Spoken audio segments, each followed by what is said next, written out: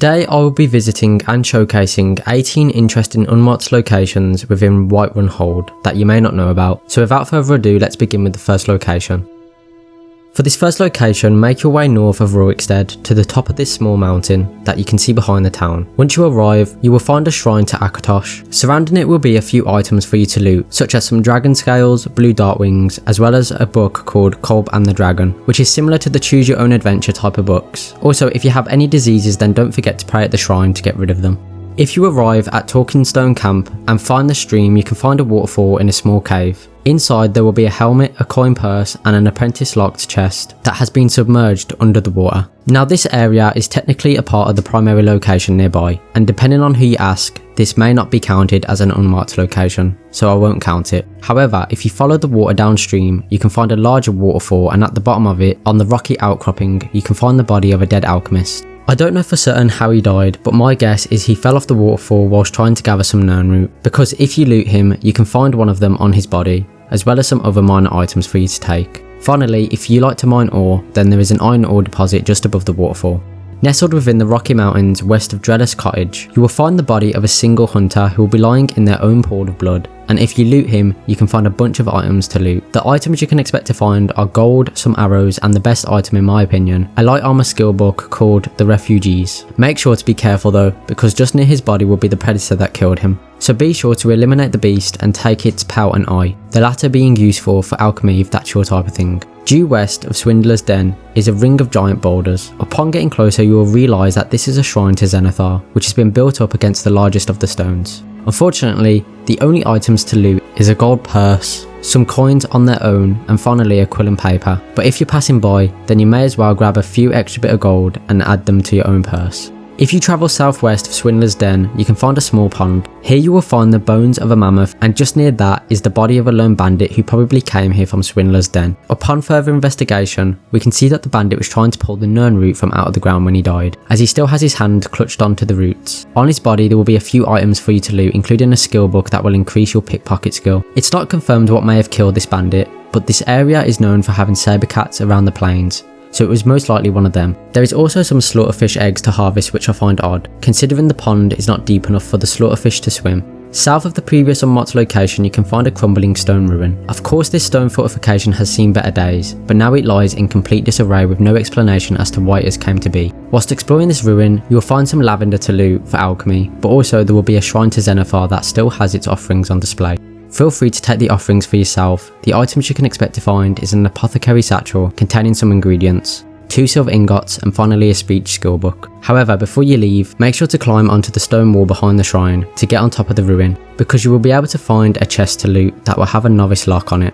West of Broken Fang Cave there is a small pond with a few mud crabs calling it their home. Interestingly, however, there will be the carcass of a giant mud crab that has a large hole on it, which makes me think that the smaller mud crabs may be eating the remains or living inside of it. Regardless, as for the items you can loot, well, there is a skeleton that usually has some gold and bone meal. There is also a shield, and most interestingly, there is a dead adventurer in the cave that has a note called Bounty Juvenile Mud Crab, which says as follows: after hanging up my sword and bow to live a quieter life, I decided to study the lives and habitats of mud crabs here at the Riften Fishery. It is my hope that one day we might breed mud crabs, like we do fish, if only everyone else at the fishery shared my interest. I am in search of a juvenile mud crab, so that I may study its growth. These young mud crabs rarely leave the water, so I now need an intrepid fisherman to catch one. They can be caught in almost all lakes and streams throughout Skyrim. Though a breeding ground is said to be in Whiterun, west of Broken Fang Cave, please make haste, I must show progress in my research as soon as possible. Vera,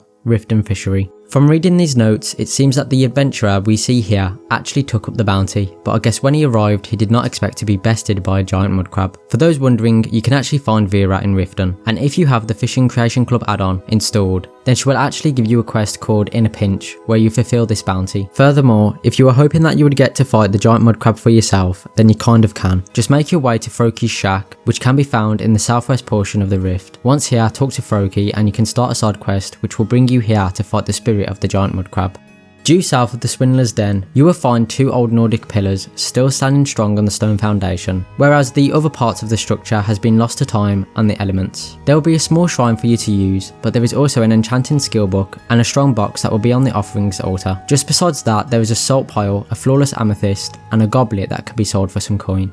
In the Greymore foothills, some way north of the Sleeping Tree camp, you can find a mammoth skeleton. Upon further investigation, you will notice that inside of it is a skeleton of someone who must have been eaten by the mammoth before it died. Unfortunately, this is one of those unmarked locations that don't have any loot, but it's still an interesting location nonetheless. This next location is really interesting to me, as it is an unmarked location that has a puzzle. It can be located a little way southeast of the Sleeping Tree camp. Once here, you will see a group of standing stones, as well as 3 Nordic puzzle pillars. On screen, I will show you the answer from left to right. It's whale, hawk and snake. Then simply pull the lever and the trapdoor will open. Down the wooden stairs there will be a chest with some random loot inside, and a skeleton that might have some gold or bone meal to loot.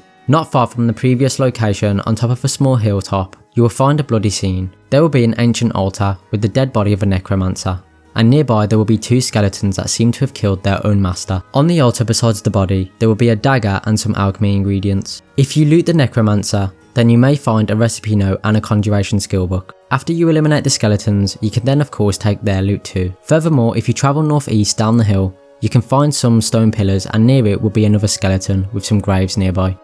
Southeast of the Sleeping Tree camp, you will find a thicket of dead trees. If you look carefully, you will be able to find a blood splatter and a lockbox that has an apprentice level lock on it.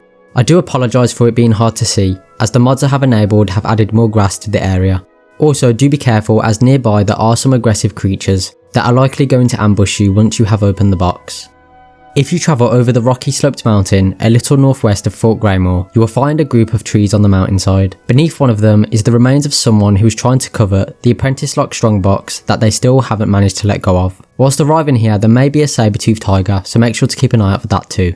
Northeast of Bleakwind Basin Giant Camp, you will find a small pond shrouded by some mist. Upon getting closer, you will notice a skeletal hand sticking out of the water. Furthermore, the hand will be clutching a sword. The type of sword will depend on your current level, so keep that in mind. There will also be a Nern root on the bank of the pond, if you wish to take it. The reason this location is so interesting is because it's actually a reference to Arthurian lore, in which the Lady of the Lake gives Arthur his sword. The next location is honestly one that surprised me the most, as after all these years I didn't even know it was here. Just north of Whiterun, beneath the rocky cliffs, lies a smuggler's den, which has 2 bandits who will attack you if you get too close. Around the camp there is plenty of items to loot, including skooma, a pickpocket skill book, 2 gold purses, some poisons as well as poison ingredients. Also, there is plenty of sacks and barrels containing food, which makes this a great place in the early game for those who are playing on survival. After taking care of the bandits, don't forget to loot the nearby Adept's Lock chest. But be on your guard, as this is one of those locations that have a scripted encounter. Once you have looted the chest, the remaining members of the gang will ambush you. After eliminating them, you can steal the horse nearby if you wish to.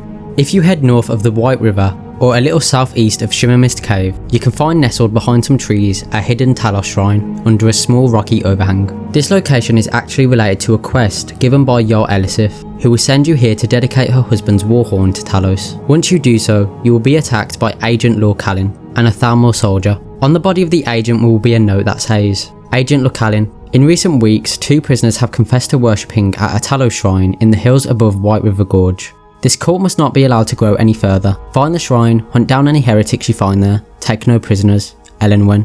However, you don't actually need the quest active for these Thalmor agents to show up, as if you wait long enough they will just show up out of nowhere. With that said, you can of course come here without the quest ever started. If you choose to do so, you will still find some items to loot, such as coins, a dagger, a sword, a common soul gem, an apothecary satchel, and finally a gold purse. Not far from Hilgrun's tomb, you can find a massive fallen log that is now acting as a bridge across the river below. When you arrive, you may see 1 or 2 bandits around the area, but for me, one was already dead. However, the other one was still sitting on the log looking down at the water below. If you don't want the body to fall, you can try lure them over to you so you won't have to chase their body down the river for their items. I tried to do this, but as you can see, it didn't work. On the northwest side of the log, you can find a chest, bow and illusion skill book behind the remains of a tree stump. The final location can be pretty tricky to find, but the best way to explain it is that it can be found directly south of Hilgrun's tomb marker on the map. Anyway, once here, you will find a ruin that used to be an old Imperial tall building. This place is practically deserted, except for the Wisp Mother, who appears from the well atop the hill. However, the Wisp Mother may not appear if you are a low level like I was. As for the loot, there is a conjuration skill book on top of a basket, and also a sneakily hidden lockbox underneath the same basket. And with that, there is 18 more locations for you to explore in your next Skyrim playthrough. Let me know how many of these you didn't know about in the comments. Thank you for watching, and I hope you have a great day.